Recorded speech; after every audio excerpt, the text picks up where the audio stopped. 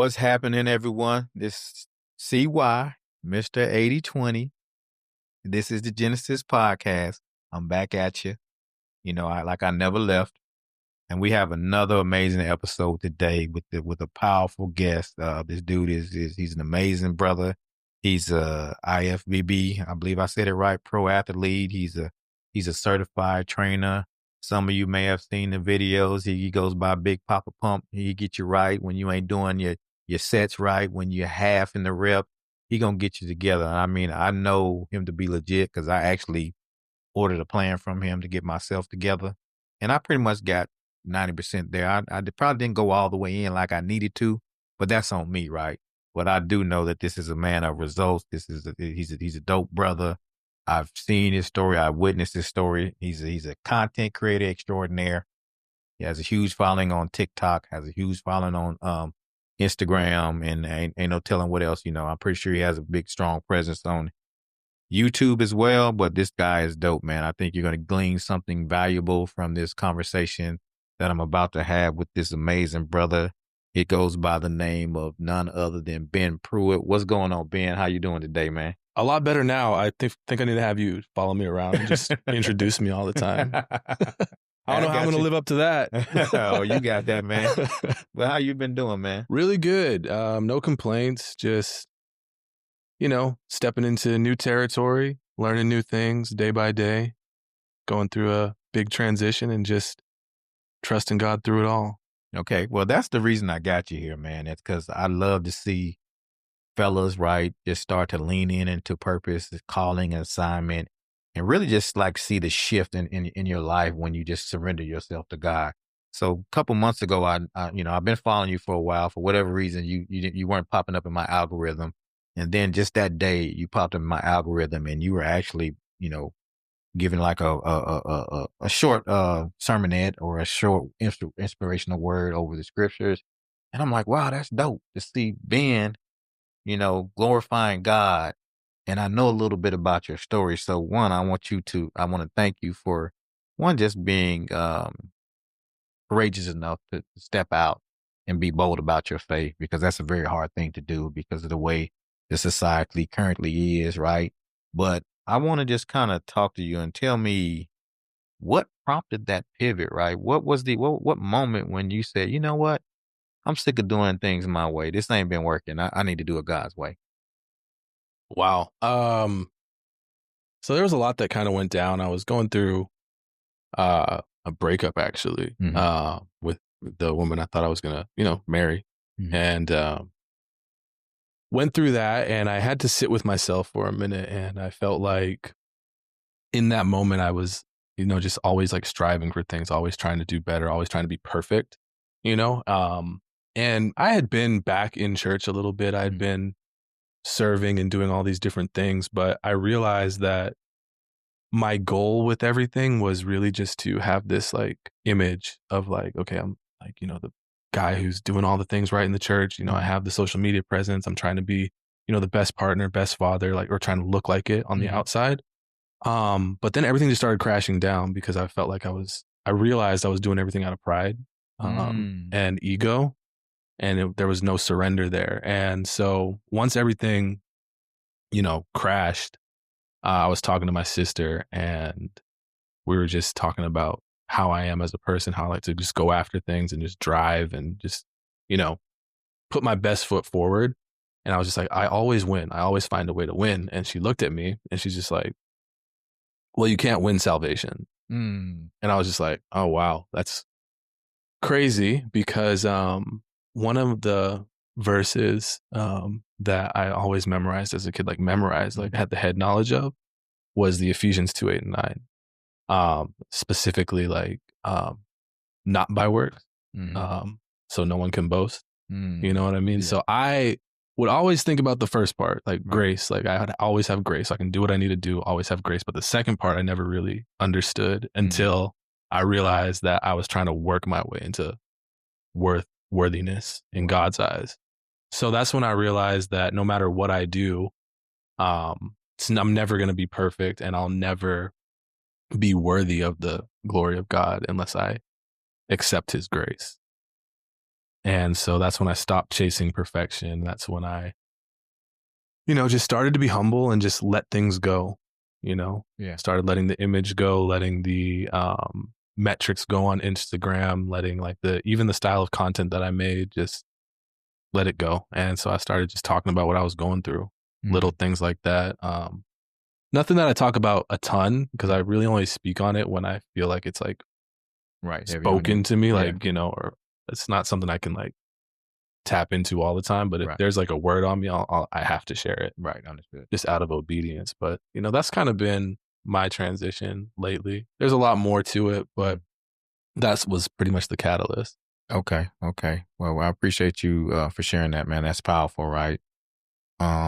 It's those valley experiences or those wilderness experiences with God when you can do nothing but sit with Him and His voice, and He direct and guide you. It's like your people, they just pull away from you for whatever reason, and it's just by God's grand design that this happens. One thing I want to kind of peel back the layers of pride and ego, right? I hear people say ego means edging God out. But what was it that you said? I'm prideful. I got an ego. When did you come to that realization? And then what are you doing to kind of combat that? Because, those things that we currently used to fight, right, is things that can creep back in if we're not careful. So for me, I think I realized that my ego really crept in when I started or when I stopped serving in the church. Like I realized I was like kind of just going for me, doing it just for myself. And then when I took a step back, because I realized I was kind of burning myself out, I was like, why am I burning out? I feel like I should be feeling good about this. And I realized that I was only doing it to have this appearance, like this look that I had it all together. So now I'm not so much focused on optics as much anymore, or how things look or how I'm perceived. I'm just focused on being me, and focused on being who God called me to be. And I'm still trying to figure all that out. It's a lot to kind of unpack because, Right. when you spend your entire life, I guess, trying to live up to this standard that wasn't even set by you or set by God even. It was just more so like what people impressed upon you. Um, you know, when you try to follow everybody else's standard, there's two things that, pop up. There's either like pride or shame, right? So you're either shamed for, doing what's not expected of you, or people are proud of you for doing what is expected of you. Right. So for me, I was always living up to everybody else's expectations and never my own. So putting myself in positions where I thought, I was supposed to be and never where I felt like I was called to be. That makes sense. What's going on, family? This is CY. This is Genesis Podcast. But this is for my fellas. If you feel like you're stuck in the tombs of your past, tap in with me. We have this group called Mindset You. There's a place where you can come be transformed. You can be empowered. You can be equipped to be the man that God is calling you to be. You can walk out that Genesis 1:28 mandate, and you'll be in a group of men who look just like you. You are not your mistake. That is just what you have went through, but God will use that for a purpose. So tap the link below. If you're interested in Mindset U, we'll also be rolling out a high level inner circle called the Elevation Circle, which is also a part of Mindset U. So we'll be working on 5 pillars, which will be spiritual, mental, emotional, physical, and financial. So again, if you're stuck in the tombs of your past and you don't know how to get out of it, and you're looking for a group of like-minded men that you want to tap in with, tap the link below. Tap in with me, Mindset U, Elevation Circle. We got you. Okay. Do you feel like you've gained the clarity and the freedom for that now that you've kind of, pivoted and been giving yourself over to Christ, right? Because, sometimes, like even in my journey, right, there was things that I thought that I had kind of got rid of, but I was still kind of bound by them. So do you feel like you are free from the opinions of others and that you're just, I'm going to do what God says do. And if you don't like it, tough. I mean, I have moments, where I revert back to my old thought patterns, Mhm, but the biggest thing that helps me is just taking action, even if mhm. it's not perfect, just putting stuff out and, doing the things that I know I'm supposed to do. And I get over it if it's not perfect. If I decide to post a piece of content or something and it doesn't do as well as my other videos used to do, I'm just like, whatever, it doesn't matter. I don't really care. If I get a comment on a video, I don't really Right. care anymore. It's just, this is what I'm doing. This is why I'm here. So So you were just basically, it was like analytics. I'm looking at the analytics, seeing what my content does, and I felt you feel a sense of accomplishment when that piece of content did what you wanted it to do. right. So it used to be like if I would get, millions of views on a video, I'd be like, oh, this is great. Now I can get, even if I get a few thousand views, but if I get a comment Hmm. or a message from someone, letting me know that, hey, I really needed this. Thank you for sharing this specifically. Or if someone comes up to me in person, and was just like, yo, I've been following you for a while, but this specific message that you said about your transformation that you're actually going through right now is actually inspiring me to do deeper work. That's really much more impactful than someone saying, hey, I got some muscle and lost some fat.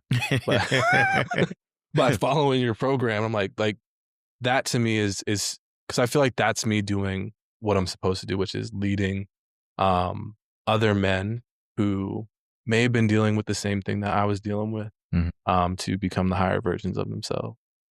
No, I appreciate you sharing that, and I could just feel the vulnerability and the transparency as you're sitting there, and I'm listening to you, just watching. I could tell God is working His wonder within in you, and that's amazing to see, man. Because there's nothing like just being able to lean into your assignment and who you are.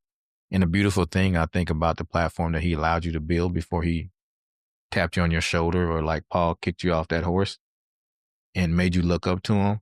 Now He can take that same platform and you can use it for His kingdom, and it's going to do the very thing that He wants it to do.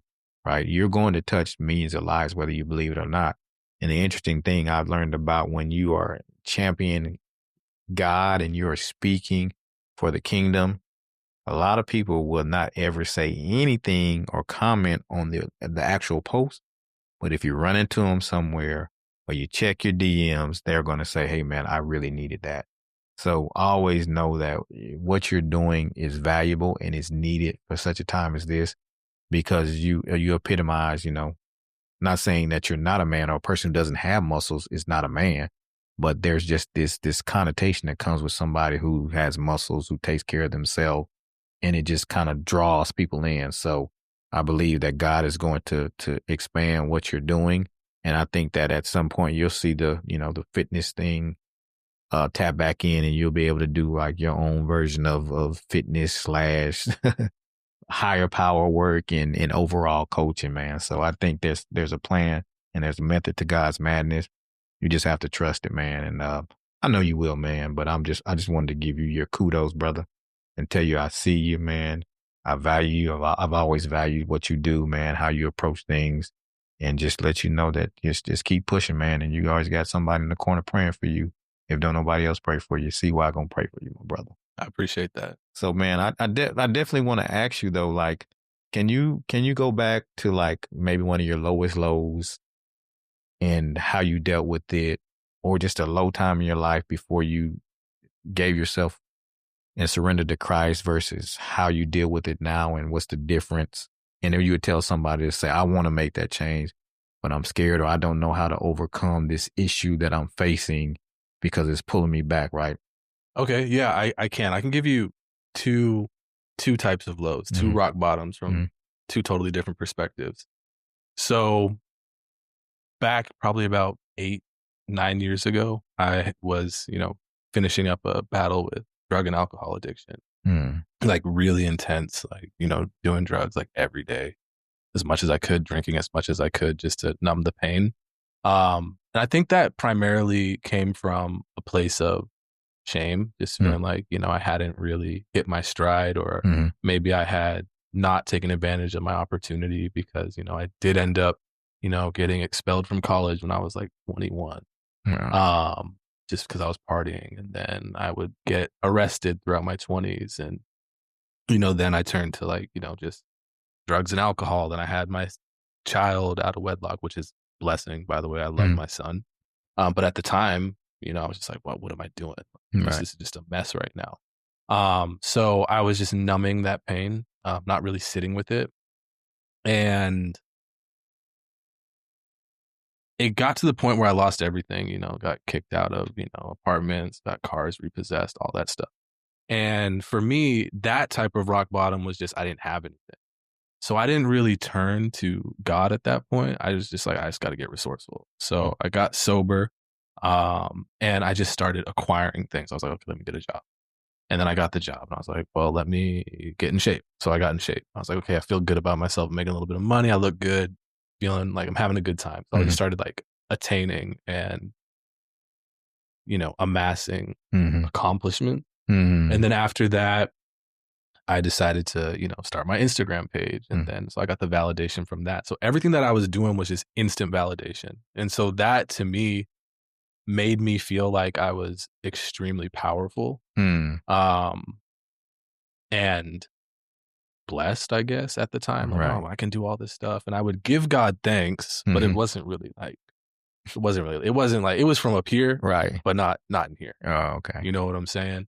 Like the head knowledge was there, but like it wasn't heartfelt. So that all happened and things started going very well.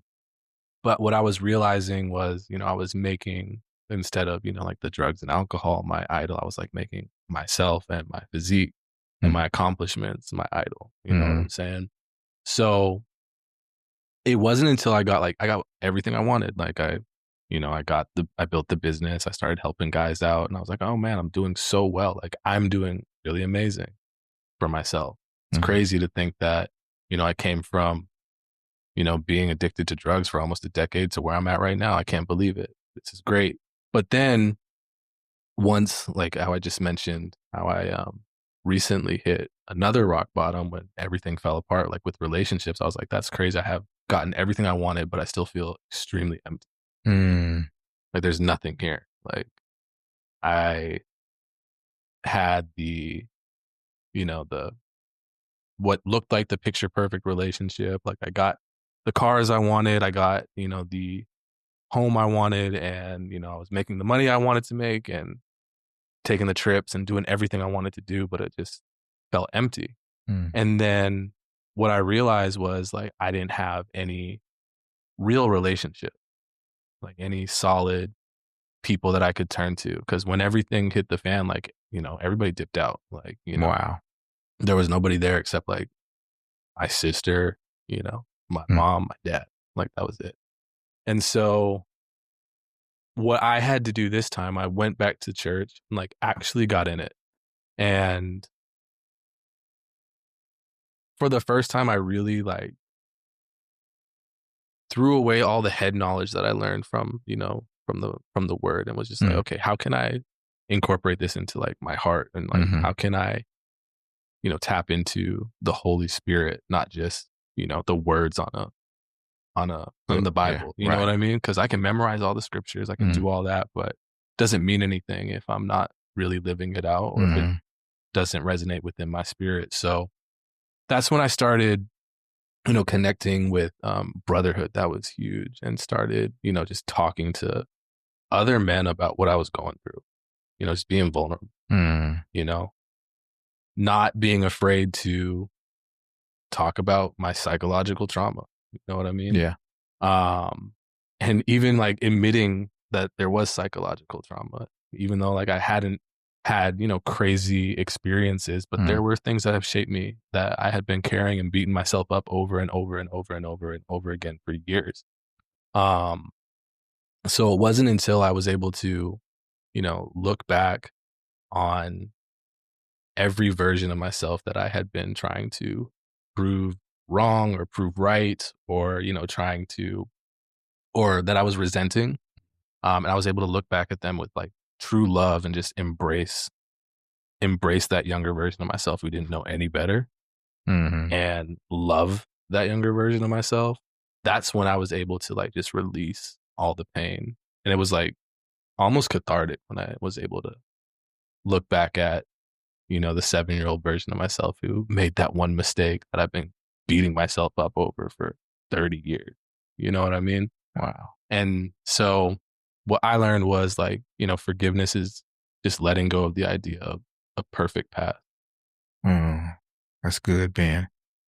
Man, a couple things that you said that really stuck with me, man. One is, as you were talking about how everybody just kind of scattered as you were going through that thing. And I often think about a quote I saw, and it says, when God is going to make a man great, he's going to break that man first. And it sounds like that's what you were going through. You were going through that breaking, that fire. So he was like purifying you, purifying your heart so that you could really be connected to him and do the very thing that he's called you to do. So, I understand that process. I recently just went through like 19 months of unemployment, and you would never told me like I would be unemployed for that long. I was like, man, I'll get another job tomorrow. Like I'm just that good at sales and doing what I do that I should be able to. But God's like, nope, you're not going to be able to get no job. I don't care how many connections you have. I don't care how many people you know. You're going to sit here in this state of unknowing, and you're going to have to trust me. You're going to have to sit in this closet and cry. You're going to have to let just allow me to just reshape you and break up that heart, because you've gotten a little full of yourself. See why? You think you're great, but it's all because of me that you have any of that. So that definitely resonates with me. And so, yeah, it definitely resonates with me. But the other thing that really blew my mind is for you to say that you were ruminating over a mistake as a 7-year-old for 30 years, man. That's powerful, bro. That one thing sat with you that long. So what would you tell somebody who has made something along that lines, or a mistake that they're just sitting with and just stewing in, and it's been 10, 15, 20 years? What would you tell that person who looks like you were? What would you tell them to overcome that? I mean, you just really got to embrace what happened, Mm-hmm. whatever it was. And when I say embrace, like, I just mean like love the fact that that happened for you. It may not have been the best circumstance. It may have been a terrible thing, Mm-hmm. that you may not wish upon your worst enemy, but you lived through it, right? And it has helped shape you into who you are, but you don't have to carry it like a shield. Mm-hmm. You can integrate that pain into your life and use it as a way to become stronger. And if you can love yourself through that and past that, that will help you love others. I think that's the biggest thing. Because for me, I couldn't love myself for the longest time. Mm-hmm. And because I couldn't love myself, I did not know how to share love. No, I get it, man. I've had seasons of my life where I didn't like the person in the mirror. So And that's the thing. I always thought I was loving myself. right. Like, because I was like, oh, I love who I am. I love Mm-hmm. what I can do. But I was never truly like doing the things that, Mm-hmm. that were actually love. I wasn't being patient with myself. I wasn't kind with myself. I would just go and get stuff done. Mm-hmm. You weren't giving yourself the grace that you deserve to give yourself, man. And so, like I said, I definitely understand it, because there's so many times that the enemy will play that nostalgic recap of my life and a mistake I made here, a mistake I made there. But now I know how to combat that, right, through God's word, right? Saying that there's now therefore no condemnation to those that are in Christ Jesus. So I know that you can't hold that over my head. And I understand that his job is to be the accuser of the brethren, right? That's his job, to accuse me and to get me off of my identity. And I know that for a fact, at a young age, or you at your young age, or anybody watching this that had that one life-defining moment. And when we understand that the enemy uses that, or tries to use that, to get you off of the identity of who Christ told you to be. Because if I can get you not to see who God made you to be, then I know you will not be who God called you to be.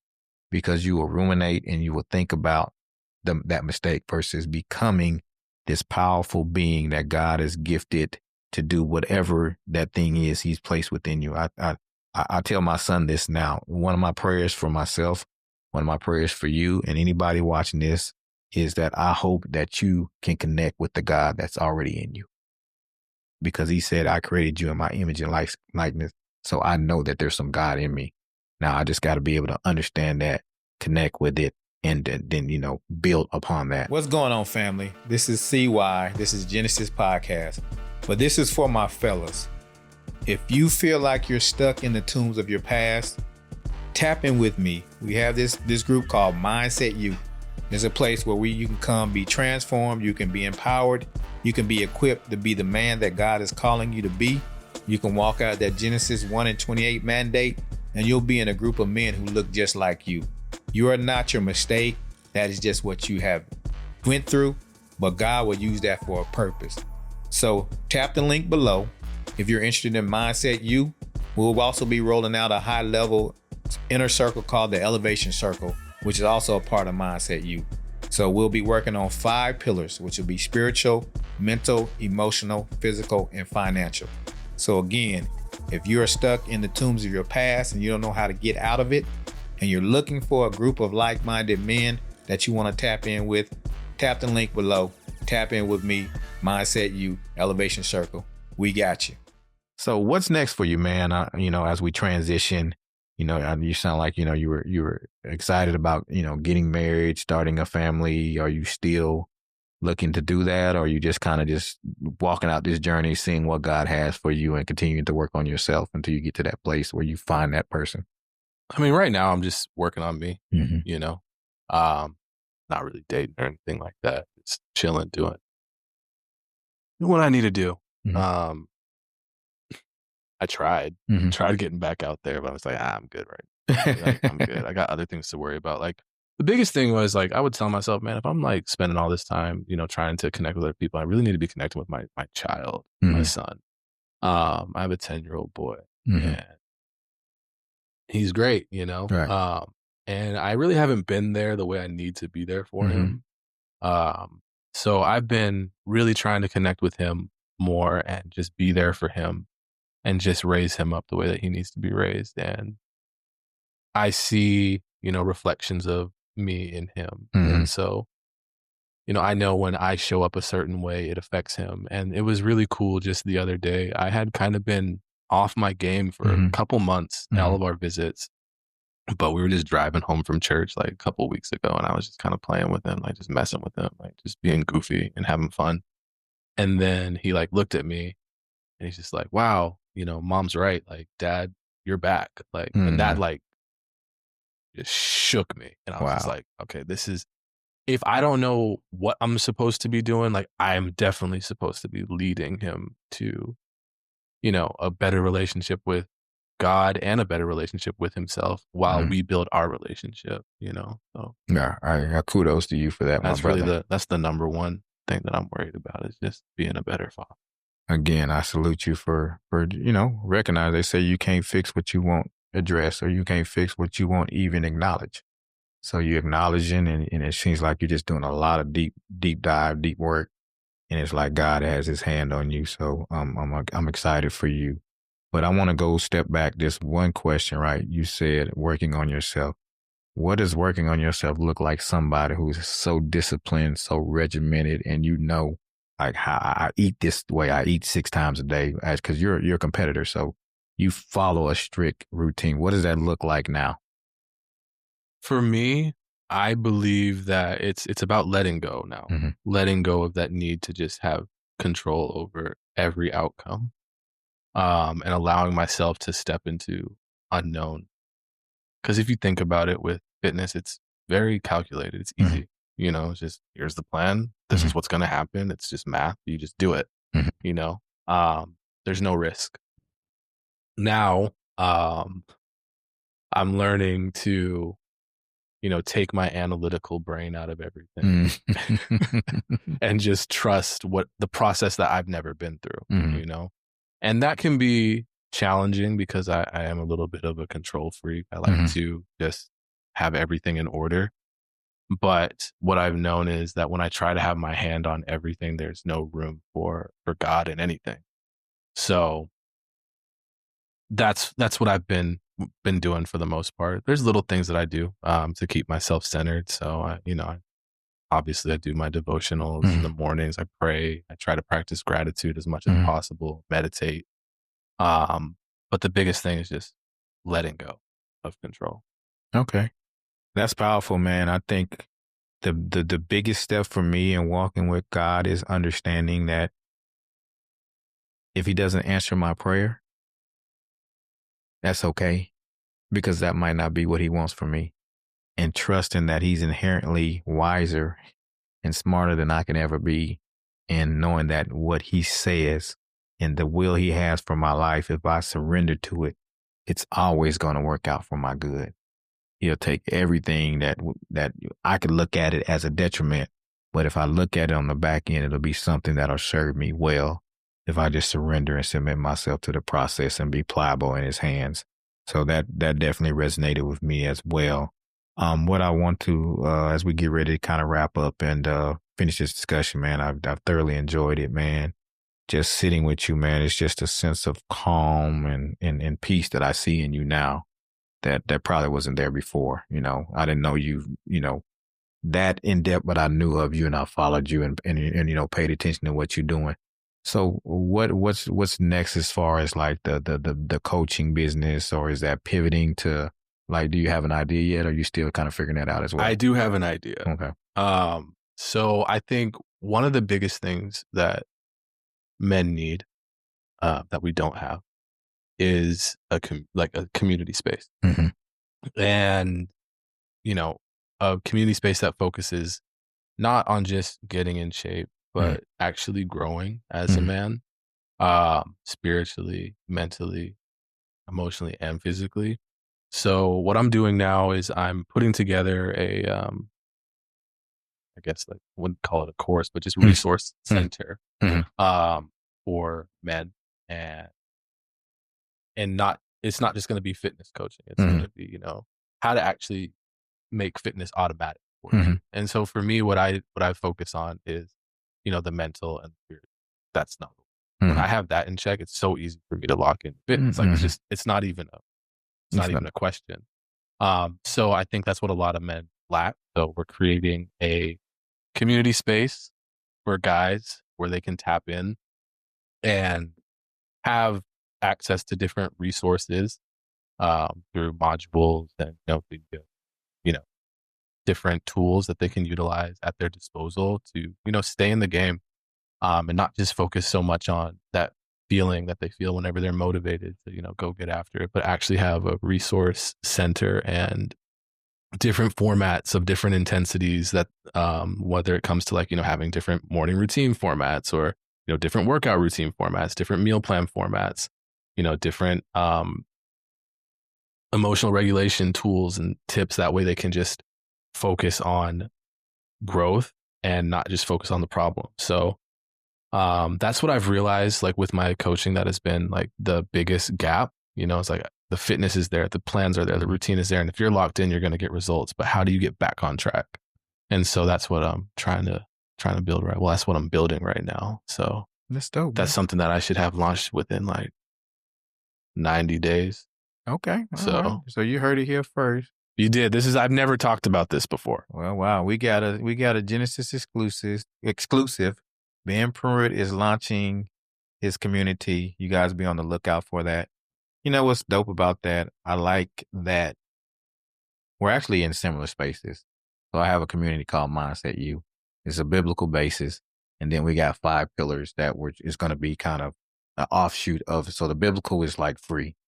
But then when you want to get into the pillars, so we have a spiritual, emotional, mental, physical, and financial pillar. And Nice. Those are the 5 pillars that we base it off. What I love about that is just we connected, and I don't feel any type of way about you hubbing what you're doing on the podcast, because I cannot eat or I cannot steward anybody that's meant for Ben Pruitt. Exactly. And I want Ben Pruitt to win. So if you resonate with Ben Pruitt, tap into Ben Pruitt and just say you came from the Genesis podcast, and I want you to win with Ben Pruitt. And I love that, and I'm happy for you, man. And I'm grateful to see your growth, your maturation here, that you're connecting with God, here that you're reconnecting with your son, and just see the growth, right? One thing I could say about it, emptiness has a stench to it, and growth has a smell to it. When somebody's empty, I can smell it. When somebody's growing, you can smell it. It's almost like a sweet cologne, or a nice cologne aroma when somebody's growing. And then when they have that emptiness inside, it's almost like a bad odor that they have. So I can say that you have an aroma of growth on you, God's grace on you. And I'm looking forward to seeing what God does through you in the next, 90 days and moving beyond that. So as we get ready to shut this down, and in closing, give us some Ben Pruitt words of wisdom, anything that you can help somebody, because you're called to help the person that you once were. So somebody that's watching this podcast, that is you from whatever time frame. I mean, I think it kind of like what I said earlier, like you got to let go of the idea of having a perfect past. If you're someone who's hyper analytical, who always beats themselves up, or things have to be perfect for you to take a step forward, it's never too late to build something. It's never too late to cultivate. It's never too late to start loving yourself the way that you need to be loved, the way that you deserve to be loved. So, the biggest thing, like one of the mantras that I live by is just embrace it. Whatever it is that you're going through, like embrace it with full love. Don't look at your situation as, or don't look at, what's the word I'm trying to say? You want to look at, it's not a plateau, it's a springboard, right? You may feel like you're just on this flat path, may feel like that, but you can turn that into a springboard if you just jump. Don't be afraid to jump. You'll figure it out on the way. Just embrace it and love yourself through it, because only you can do that for yourself. Nobody else is going to do it for you. And once you do that and you start filling yourself with love, when you start, connecting with God and allowing God's love to fill you, you're going to want to radiate that so much and just be a positive source to everybody else. Ever since I did that, it's just been, my life has been so much better.